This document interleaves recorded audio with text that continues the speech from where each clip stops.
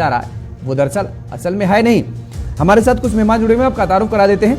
राकेश पोद्दार जी हैं, भारतीय जनता पार्टी के प्रवक्ता हैं। मनोज दास मन्नू जी हैं, जेडीयू के प्रवक्ता हैं। डॉक्टर आलोक राज, प्रवक्ता आरजेडी के हैं, हमारे साथ जुड़े हुए हैं। संदीप त्रिपाठी जी, कांग्रेस के प्रवक्ता, हमारे साथ जुड़े हुए हैं। सभी मेहमानों का बहुत स्वागत है। मनोज दास जी, और कितना भी इंतजार करना पड़ेगा? इस जो बदलाव की घड़ी चल रही है टिक टिक, कब ठहरेगी?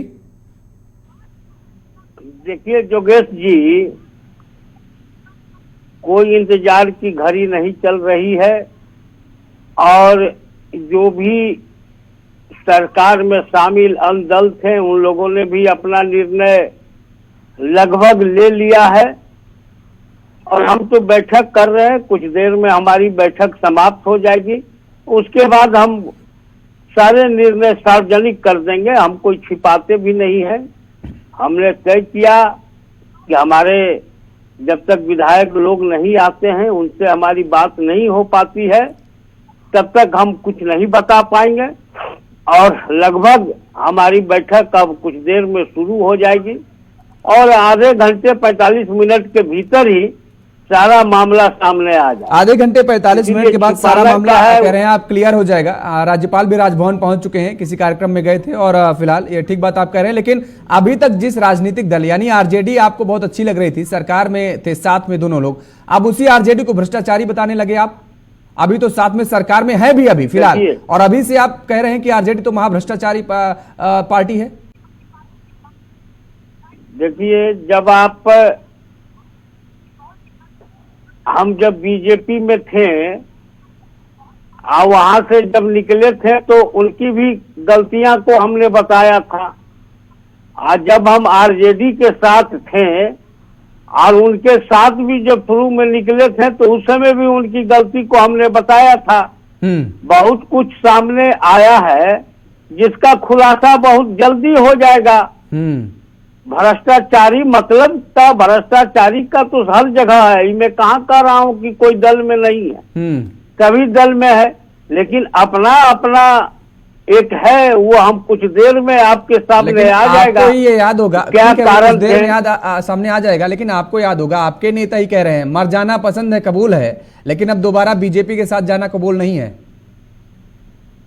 देखिए, राजनीति में हर व्यक्ति क्या बोलते हैं, अब जो हमारे नेता बोले हैं, हमारे नेता भी प्रेस कॉन्फ्रेंस में आएंगे ही, आपके प्रतिनिधि उनसे पूछ लेंगे। बहुत आदमी बहुत कुछ बोले हैं तो उनका जवाब देने के लिए हम नहीं ना है। हम अपनी सरकार की बात करने के लिए, हम अपनी पार्टी की बात करने के लिए हैं। बहुत लोग बहुत कुछ बोले हुए हैं, तो राजनीति में तो उसका कुछ होता है क्या? कभी वो पार्टी उनके खिलाफ रहती है, वो पार्टी जब उनके साथ नहीं रहती है तो उनके नेता क्या बोलते हैं, फिर वो उनके साथ मिल जाते हैं। तो जो हमारा सरकार चलाने का जो नीति होना चाहिए, जो निर्धारित होनी चाहिए, उसकी लेकर हम बात कर सकते हैं। पार्टी के लेकर अगर हम अपनी पार्टी की बात कर सकते हैं कि वर्तमान में वो क्या करने जा रही है, ठीक, या क्या करेगी, क्या उसका आधार होगा। ठीक है, ये आपने कहा कि आप अपनी पार्टी के पक्ष रखेंगे जाहिर तौर पर। डॉक्टर आलोक राज जी, ये सियासी उठापटक जो चल रही है, इस बीच जो सोशल मीडिया पर जो प्रतिक्रियाएं आ रही हैं वो भी बड़ी दिलचस्प हैं। अब कौन शेर और कौन सुअर, यहां तक बात आ गई। नहीं, कौन शेर कौन चूहा वाली बात नहीं है। सबसे पहले तो आदरणीय बिहार के मुख्यमंत्री को सामने आकर इस बात पर प्रतिक्रिया देनी चाहिए कि उनका है क्या। देखिए, भारतीय जनता पार्टी जो है वो हिंदुस्तान की राजनीति को इस तरह अस्थिर करने का काम किया करती है। अब नीतीश कुमार जी को आकर यह प्रतिक्रिया देनी चाहिए, कल से ही बोला जा रहा है, उनको यह प्रतिक्रिया देनी चाहिए कि आखिर है क्या, कौन चूहा कौन बिल्ली वाली बात जो है, इस तरह की बात राष्ट्रीय जनता दल नहीं करती। राष्ट्रीय जनता दल लोकतंत्र में जो है जनता को अपनी मालिक मानती है और अपना भगवान मानती है। तो हम जनता जो चाहती है हम उसी बात को रखते हैं। जनता को मानते हैं, उसी बात को रख रहे हैं। लेकिन ये भी अटकलें चल रही है कि आरजेडी भी पूरी कोशिश कर रही है कि सरकार गिरने ना पाए और इस बार जो है नीतीश कुमार को गच्चा दे दिया जाए? नहीं, सरकार गिरने ना पाए। नीतीश, सबसे पहले तो नीतीश कुमार को आके इस बात का क्लियरिफिकेशन करना चाहिए कि ये जो प्रेस में चल रहा है, सोशल मीडिया पे जो चल रहा है, अरे वो तो मनोज जी कह रहे हैं अभी आधे घंटे में क्लियर हो जाएगा, और लगभग क्लियर ही है। और साफ तौर पर अब तो उनके नेता ये आरोप लगाने लगे कि आप लाइन फॉर जॉब में ऑलरेडी फंसे हुए हैं, नीतीश कुमार वो करने नहीं देना चाह रहे थे, लगातार आप ट्रांसफर पोस्टिंग को लेकर के दबाव बना रहे थे, नीतीश कुमार वो करने नहीं देना चाह रहे थे, अब तो लगातार खुल करके कह रहे हैं जेडीयू के प्रवक्ता। नहीं, सारा जदयू के जो प्रवक्ता बोल रहे हैं, ये सारा दबाव जो है, अगर जदयू उस तरफ जाती है तो भारतीय जनता पार्टी की सरकार जो है केंद्र में, वो ईडी और सीबीआई का जो तोता का उपयोग करती है, कहीं उसके दबाव में तो नहीं जा रही है। तो नीतीश कुमार के ऊपर कौन से भ्रष्टाचार के आरोप लगे हैं, जरा आप बताइए। नहीं, भ्रष्टाचार के आरोप कौन से लगे हैं, ये सब पूरी बिहार की जनता जानती है। अरे आप भी बता दीजिए ना, मैं ही नहीं जानता हूं, आप बता दीजिए, मुझे ही जानकारी आप बता दीजिए। जब दबाव बनाने की बात हो, भ्रष्टाचार का आरोप लगाने की बात हो, डराने की बात हो, धमकाने की बात, आज जो हिंदुस्तान में ईडी और सीबीआई का उपयोग तो इसी के लिए किया जा रहा है। वह पूरे हिंदुस्तान में मात्र एक शख्स आदरणीय लालू प्रसाद यादव हैं, जिन्हें भारतीय जनता पार्टी ने आज तक नहीं डरा पाई। तो ये लालू यादव ही आदरणीय एक ऐसे लोग हैं जिन्हें जनता का आशीर्वाद प्राप्त है, और वो किसी से डरने वाले लोग नहीं है। बाकी लोग तो सीबीआई ईडी के डर से डर जा रहे हैं। आलोक जी, आपके पास जवाब नहीं, क्योंकि मैं पूछ रहा हूं कि एक भी भ्रष्टाचार का आरोप बताइए नीतीश कुमार के ऊपर जो लगा हुआ, और जिस पर ईडी या सीबीआई या जो भी जितनी भी जांच एजेंसियां हैं उनकी नजर नीतीश कुमार पर बनी हो, और इस डर के वजह से वो बीजेपी के साथ जा रहे हों। लेकिन आप एक भी नाम नहीं बता पा रहे, एक भी भ्रष्टाचार का खुलासा नहीं कर पा रहे हैं यहाँ पर।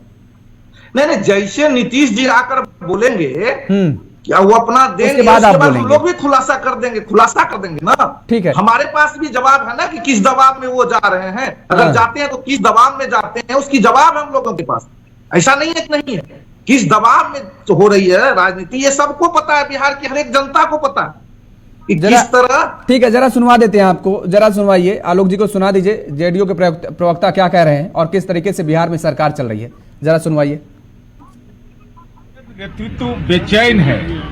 बेचैनी का कारण साफ है कि चूंकि इन लोगों की आदत में शुमार रहा है नौकरी के बदले जमीन लेने का, तो 2,15,000 शिक्षकों की बहाली जो तय सीमा में माननीय नीतीश कुमार जी के नेतृत्व में हुआ, जिसमें न पदस्थापन में चल पाया न नौकरी देने में चल पाया, तो स्वाभाविक है अनर्गल प्रलाप कर रहे हैं। अनर्गल प्रलाप पर रोक लगाइए, वरना अंजाम इसका राजनीति में बेहतर नहीं होगा। आलोक जी, आपने सुना, नीरज कुमार हैं, ये जेडीयू के प्रवक्ता हैं। आप ये भी नहीं कह सकते कि इनका ये पर्सनल वक्तव्य हो सकता है? जी जी सर, कनेक्शन कट गया है। हाँ, इसको कनेक्ट किया जाए। चलिए ठीक है, अच्छा ठीक है, आपका कनेक्शन ठीक करवा रहे हैं, आलोक जी का कनेक्शन ठीक करिए भाई। वैसे भी कनेक्शन कटता नजर आ रहा है बिहार से, अब कम से कम यहाँ तो मेरे साथ तो इनको जोड़िए कायदे से, ये तो जो यहाँ पर तो जुड़े रहे। नहीं, बिहार की जनता ये तय करेगी सर। ठीक, किसका जो सियासी समीकरण बनते नजर आ रहे हैं उसको लेकर के मैं कह रहा हूं। खैर, राकेश जी, जब आपके साथ नीतीश कुमार छोड़ करके आपके साथ गए थे तो पीठ में छोरा, लोकतंत्र के पीठ में छोरा भोग करके गए थे, और जब आज आ रहे हैं आपके साथ तो बिहार के लिए जो भी अच्छा होगा वो बीजेपी भी कर रही है और नीतीश कुमार भी वही कर रहे हैं, ये कैसे? देखिए योगेश जी, हम एक चीज बात करना चाहता हूं कि हमारे बिहार के मुख्यमंत्री और जो अभी वर्तमान में मुख्यमंत्री हैं और हम लोग के साथ आने वाले हैं, इसका तो निर्णय अभी हमारी कोर कमेटी की बैठक में लिया जाएगा। और माननीय नीतीश कुमार जी, 18 साल हम लोगों ने बिहार के मुख्यमंत्री बनाने का काम किया। अटल बिहारी वाजपेयी जी की सरकार में हम लोगों ने उनको रेल मंत्री बनाने का काम किया। और योगेश जी, जब जहां सकारात्मक राजनीति की बात होती है, हमारे देश के प्रधानमंत्री तत्पर रहते हैं। आपने देखा होगा कि आपके चैनल के माध्यम से आप लोगों ने दिखाया भी कि G20 में किस तरह हमारे देश के प्रधानमंत्री जी ने उनका हाथ पकड़ के सभी राष्ट्रपति, सभी प्रधानमंत्री से मिलाने का बात कहा। उस समय तो महागठबंधन में थे, लेकिन यह सकारात्मक बात थी। तो उन्होंने कहा कि यही नीतीश कुमार हैं जो वंशवाद, परिवारवाद से अलग हटके हैं और भ्रष्टाचार इससे भी अलग हैं, ईमानदार व्यक्ति हैं। तो हम लोगों ने जहां भी जरूरत हुई माननीय मुख्यमंत्री जी को हम लोगों ने, मैं अभिभावक के तौर पे हम लोग भी कहते थे, उनकी जब स्वास्थ्य खराब हुई तो हम लोग भी उनकी चिंता करते थे। कहीं ना कहीं मुख्यमंत्री जी के साथ हम लोगों ने कहीं गलत नहीं किया और उनके साथ कंधे से कंधे चलने का काम किया। आप देख सकते हैं जिस तरह जाति जनगणना था वहां भी हम लोगों ने समर्थन दिया, आरक्षण के मुद्दे पे भी समर्थन दिया, जहां जरूरत होती थी हम लोगों ने समर्थन बाहर से भी देने का समर्थन दिया। आप तो लगातार इस बात को लेकर के कहते रहे कि नीतीश कुमार जाति की राजनीति करना चाह रहे हैं, भारतीय जनता पार्टी कोई जाति की राजनीति नहीं करना चाह रही है। आपने यहाँ पर भी जाति गिनाए, आपके ही नेता लगातार कह रहे थे कि नीतीश कुमार का दिमाग खराब हो गया है, वो थोड़ा सा उनका दिमाग, अपने दिमाग को लेकर के इलाज कराना चाहिए, आपके नेता कह रहे थे ना। और आपके ही नेता केंद्रीय मंत्री अमित शाह ने कहा था कि नीतीश कुमार के लिए हमेशा के लिए दरवाजा बंद हो गए हैं। और आपके नेता ही ये कहते रहे हैं कि नीतीश कुमार दरअसल केवल आरजेडी को डराना चाह रहे हैं, वो बीजेपी के साथ नहीं आ रहे हैं, मैं मैके चली जाऊंगी वाला उदाहरण दिया जाता था। आप ही के नेता तो ये सब कुछ कहते थे। नहीं, मैं आपकी बात बात पे आ रहा हूं। आपने कहा तो हम लोग चिंता करते थे कि उनके स्वास्थ्य के बारे में, कि हम मुख्यमंत्री जी हमारे बिहार की 13 करोड़ जनता के मुख्यमंत्री, उनकी हम लोग चिंता करते थे। जाति जनगणना पे आप देख सकते हैं कि किस तरह विधानसभा और विधान परिषद में हमारे जो नेता प्रतिपक्ष थे उन्होंने समर्थन दिया, आरक्षण पे हम लोगों ने समर्थन दिया। ऐसी बात नहीं है, जहां सकारात्मक राजनीति, नहीं मजबूरी कोई नहीं थी, मजबूरी कोई नहीं थी। जहां जरूरत विकास के लिए, प्रदेश के विकास के लिए हम लोग वहां समर्थन सकारात्मक राजनीति करते हैं। G20 में आपने देखा और महागठबंधन में थे, तभी हमारे देश के प्रधानमंत्री उनका हाथ पकड़ के सभी लोगों से मिलाने का काम किया। ऐसा नहीं है योगेश जी। और दूसरी बात रहा, हम नीतीश कुमार जी हमेशा समाजवादी रहे। 1974 की लड़ाई जब लड़ी गई जयप्रकाश नारायण जी के आंदोलन में, तो लालू जी भी समाजवादी थे, लेकिन लालू जी अपने महत्वाकांक्षी के लिए, अपने परिवार के लिए ये आज कांग्रेस के साथ हाथ मिलाए हुए हैं। और मैं दूसरी बात एक चीज और बता देना चाहता हूं कि हमारे जो बिहार के मुख्यमंत्री हैं हमेशा अपने लिए नहीं 13 करोड़ जनता के लिए सोचते हैं और आगे बढ़ने का काम करते हैं। और दूसरी तरफ आप देख सकते हैं पूरा इंडी गठबंधन, अभी समय लग जाएगा लेकिन मैं आपको कहोगे तो मैं बता देता हूं, पूरा इंडी गठबंधन में परिवारवाद है, वंशवाद है। आप हमारी तरफ आ जाइए, कोई भी ऐसा व्यक्ति बता दीजिए जो परिवार वंशवाद है। हम लोग हमेशा देश को आगे ले जाने का काम करते हैं, प्रदेश को आगे ले जाने का काम करता है, ऐसा नहीं है। आज देखिए इंडी गठबंधन का क्या हाल है, ममता बनर्जी छोड़ के चले गए, अरविंद केजरीवाल जी जो कहते हैं पंजाब और दिल्ली में हम समझौता नहीं करेंगे, इसी तरह देखिए स्टालिन भी आपका खाना शुरू कर दिया, अखिलेश यादव भी खाना शुरू कर दिया। कहीं ना कहीं इंडी गठबंधन बिखरता हुआ, लेकिन ये आरोप भी तो आप पर ही लग रहा है कि दरअसल ये जो जोड़ तोड़ की राजनीति की जा रही है वो बीजेपी ही तो करवा रही है, क्योंकि वो डरी हुई है इंडिया गठबंधन एक साथ आने के बाद। जब इसे गठबंधन बना है, सारे विपक्षी दल एक साथ आ गए हैं, उसके बाद बीजेपी अब डरी हुई है, तो अब जोड़ तोड़ कर रही है। नहीं योगेश जी, हम लोग जोड़ तोड़ की राजनीति कर रहे हैं, हम लोग हमेशा सकारात्मक राजनीति कर रहे हैं। हम लोग तो हमेशा कहते हैं कि राहुल गांधी जी को सद्बुद्धि दे भगवान प्रभु, कि कम से कम विपक्ष में बैठने के लायक तो बन जाए, लेकिन उनकी मन बुद्धि है तो हम लोग क्या करें। लेकिन ममता बनर्जी को तो हम लोगों ने नहीं कहा कि तुम छोड़ के चले जाओ। नहीं, ये आप नहीं डिसाइड करेंगे ना किसको सद्बुद्धि किसकी मंद बुद्धि है। राकेश जी, मैं चाहूंगा कि ऐसे वक्तव्यों का प्रयोग ना करें, लेकिन ये आप नहीं डिसाइड करेंगे। आप उसी को आप बताते हैं दिमागी संतुलन ठीक नहीं है, और जब उसी के साथ आप आते हैं तो उसका दिमागी संतुलन बेहतर हो जाता है और वो बिहार की जनता के लिए, देश की जनता के लिए बहुत हितकारी लाभकारी हो जाता है। तो ये गोली जो देते हैं ना आप, ये गोली खासतौर पर मेरे साथ मत दिया करें। नहीं सुनिए, आ रहे हैं फिर से आ रहे हैं आपके पास। अभी हम गिनाना शुरू कर देंगे तो टाइम कम पड़ जाएगा। किसको किसको आप क्या क्या कहते रहे हैं। संदीप त्रिपाठी जी भी इंतजार कर रहे हैं। संदीप जी, बिहार में अब अगला कदम क्या नजर आ रहा है आपको? कांग्रेस की आज बैठक होनी थी, विधायक दलों की, विधायक ही नहीं पहुंचे, 5 विधायक पहुंचे, विधायक दल की बैठक टालनी पड़ी। अब एक बार कल की तारीख फिर रखी गई है।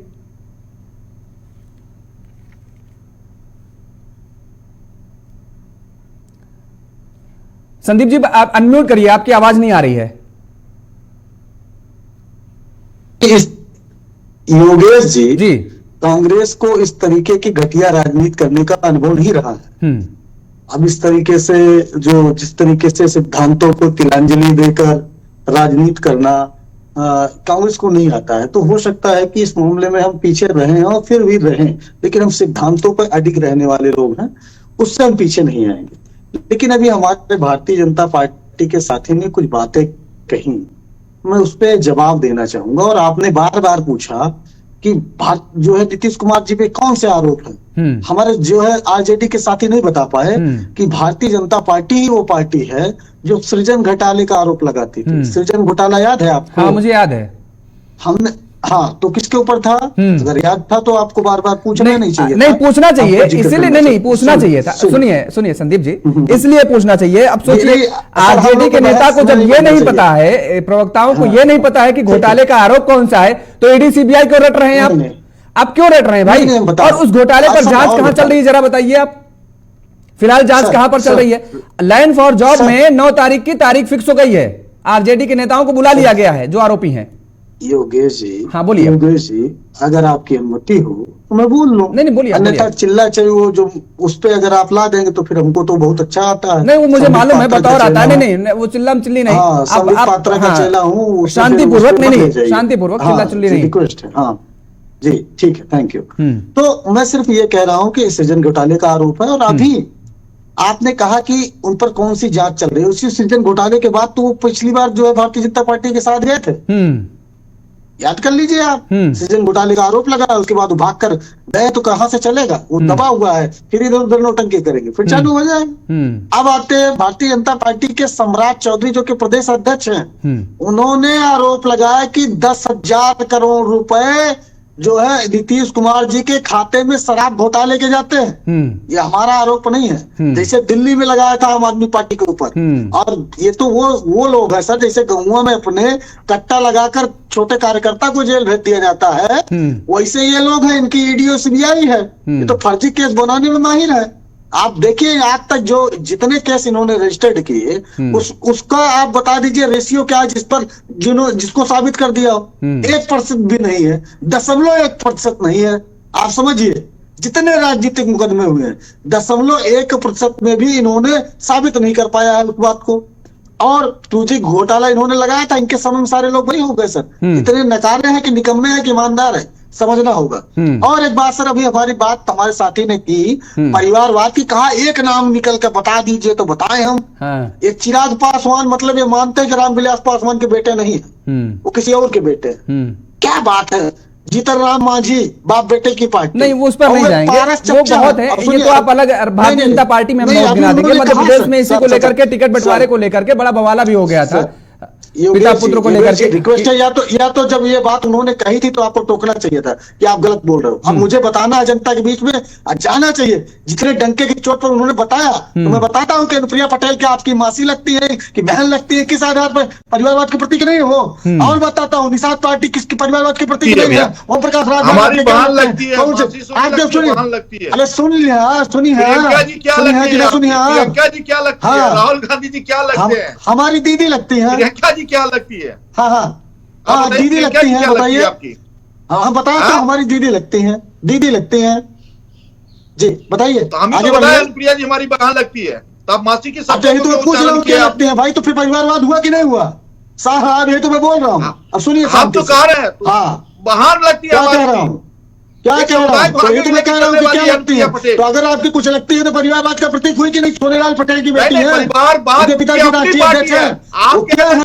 राहुल गांधी, प्रियंका गांधी, इंदिरा गांधी, राजीव गांधी। अरे ये मतलब अमित शाह का बेटवा जो सेक्रेटरी बना टहल रहा है, बल्ला पकड़ना नहीं आता है। अमित शाह का बेटवा है कि नहीं है? जय साहवा किसका बेटा है? तो जय साहवा अपना अमित शाह का बेटा है ना? ये पंकज सिंह राजनाथ का बेटा है ना? पंकज सिंह किसका बेटा है? ये पीयूष गोयल चिरंजीवी के बेटा है कि नहीं है? अपनी पार्टी के बारे में पढ़िए, गाना बाद में गाइए, सुनिए, बीच में क्या मत करिए, सुनिए। के साथ राष्ट्रीय अध्यक्ष बन जाते हैं, आपके यहाँ नहीं आते, महासचिव बन जाते। हमारे यहाँ चुनाव होता है, किसी जिला में दलाली नहीं होती कि आपसे चिट्ठी आ गई बन गए। हमारे यहाँ चुनाव होता है, पार्टी है जहाँ पर चुनाव के अध्यक्ष बनता है। आया समझ में?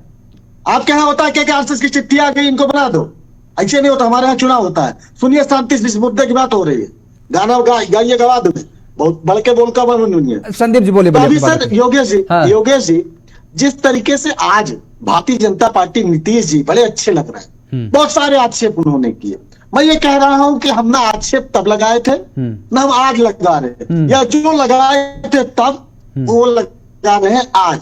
हम ये कह रहे हैं कि हम मुद्दों के आधार पर जातिगत जनगणना की हमारे साथी ने बात की कि हमने बिहार में आपको समर्थन दिया, तो ये गुजराती पंडा और अमित शाह तड़ीपार कहाँ हो जाता है? केंद्र में कर दीजिए जातिगत जनगणना, क्या दिक्कत है भाई? मतलब ये बताइए संदीप जी, नहीं संदीप जी ये बताइए जरा मुझे। ये गजब की दोगलई है। सुनिए अब सर, ये गजब की दोगलापन है। क्या दोगलापन है राजनीति में? ये दोगलापन आपको भारतीय जनता पार्टी में देखने को मिल जाएगा। ये अजीत पवार को कहते थे चोर है, 70,000 करोड़। ये हमारे वो सारे सवाल मैंने पूछे, वो सारे सवाल मैं हर सेक्शन में पूछता हूं। राडार में बादल में राडार जो है मिस हो जाएगा। हाँ। ऐसे प्रबुद्ध लोग बताते हैं तक्षशिला यूनिवर्सिटी लेकिन बिहार में बताते लेकिन थे। सवाल यहाँ अभी पर ये है ना, हमारे आरोप तो यहाँ पर घूम फिर की करके आ रहा है कि इंडिया गठबंधन का जो अलायंस का जो एक कोशिश की गई नीतीश कुमार की तरफ से, सारे दलों की तरफ से अब आरोप कांग्रेस पर ही लगाए जा रहे हैं। ममता बनर्जी भी उधर कह रही कि कांग्रेस की हिला वाली, जेडीयू कह रही है, अखिलेश यादव भी पहले कह चुके, आज 11 सीटों पर उन्होंने कहा कि हम दे रहे हैं। आपके प्रदेश अध्यक्ष कह रहे हैं कि अभी साहब बात चल रही है, अभी क्लियर ही नहीं है। उन्होंने ट्वीट कर दिया, आपके अध्यक्ष साहब कह रहे हैं कि अभी बात चल रही है, जब तक ऊपर से क्लियर नहीं हो जाएगा कुछ कहा नहीं जा सकता है।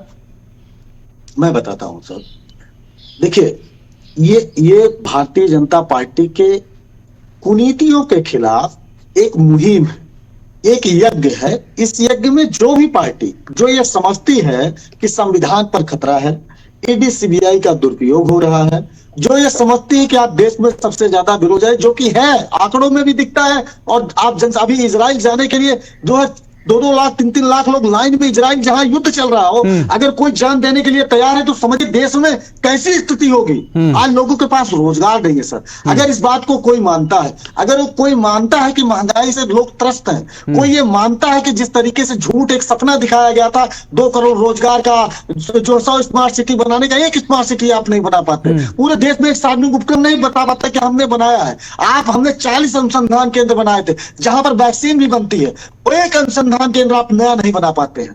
आप सनई तक हम बनाने के लिए अनुसंधान केंद्र बनाए थे, जिससे जो है ऊसर को जो है खेत बनाने का हमने काम किया। तो आप समझिए हमने देश की प्रगति में जो है अलग अलग संस्थाओं को बनाकर इस देश को समृद्ध किया, नौकरी दी। लेकिन आज आप सार्वजनिक उपक्रम एक व्यक्ति को बेचे जा रहे हैं, लगातार बेचे रहे हैं एक व्यक्ति को। आज जितने नेशनल हाईवे बन रहे हैं 90% ठेके एक व्यक्ति के पास है, अडानी के पास है। आप बताइए क्या ये जायज है? सारे एयरपोर्ट बिकेंगे एक के पास जाएंगे, ये बंदरगाह बिकेगा एक व्यक्ति के पास जाएगा।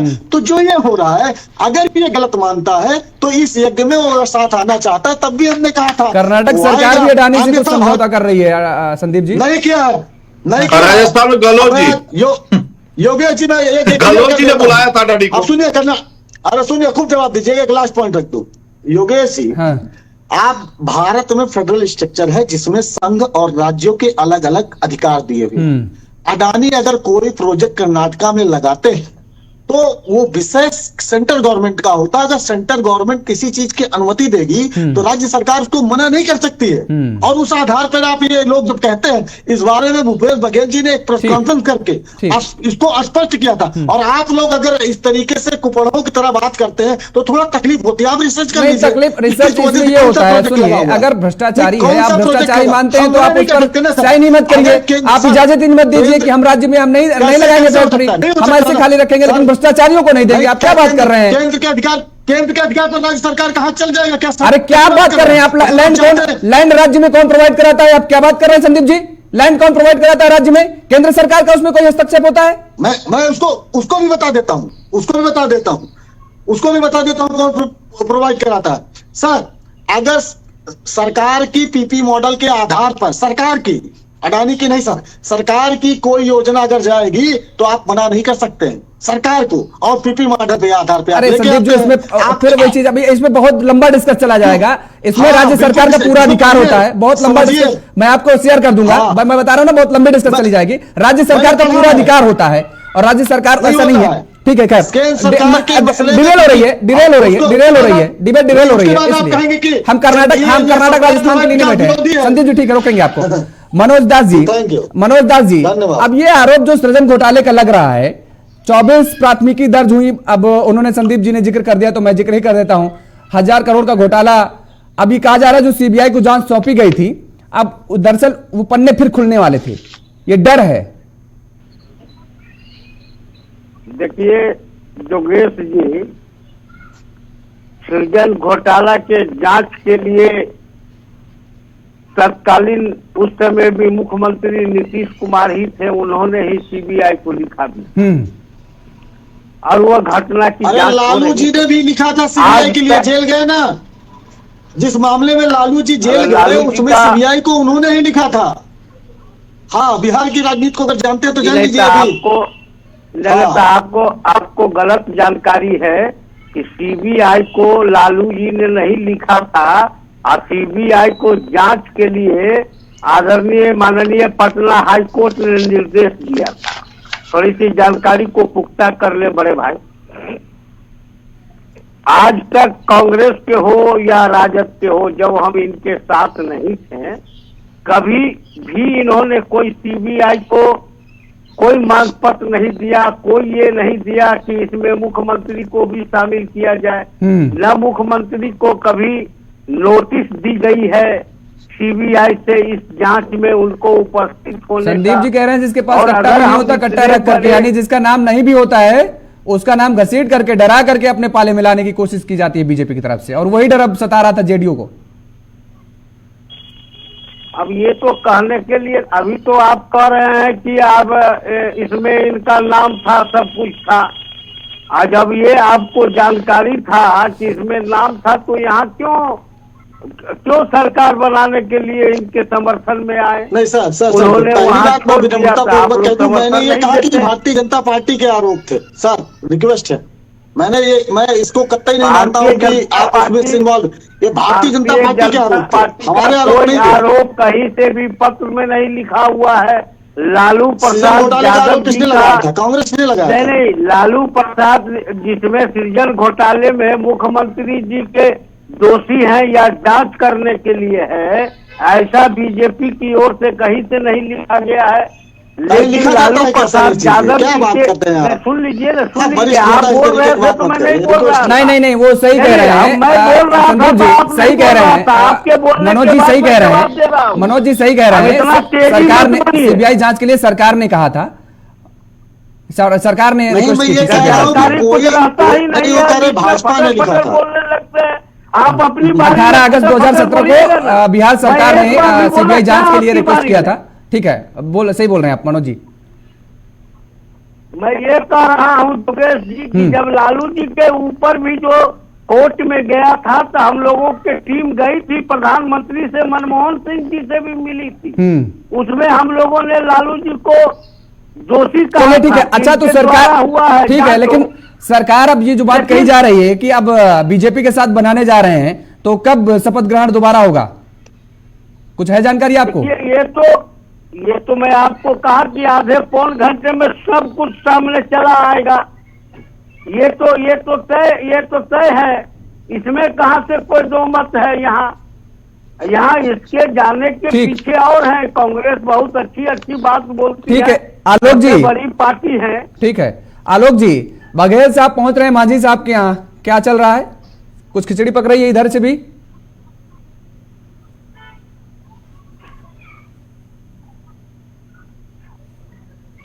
आलोक जी आवाज आ रही है?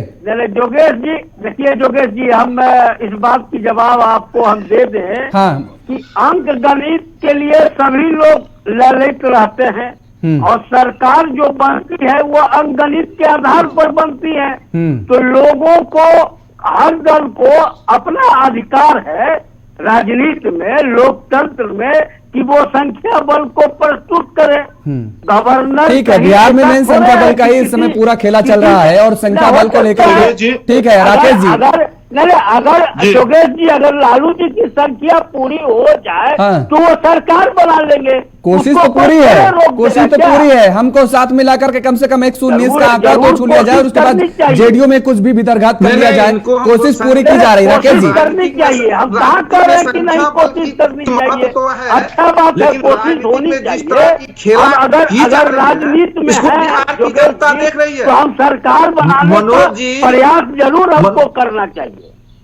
नहीं मनोज जी, राजनीति जो है जिस तरह का प्रयास किया जा रहा है, ये बिहार की जनता भी देख रही है बिहार में क्या हो रहा है।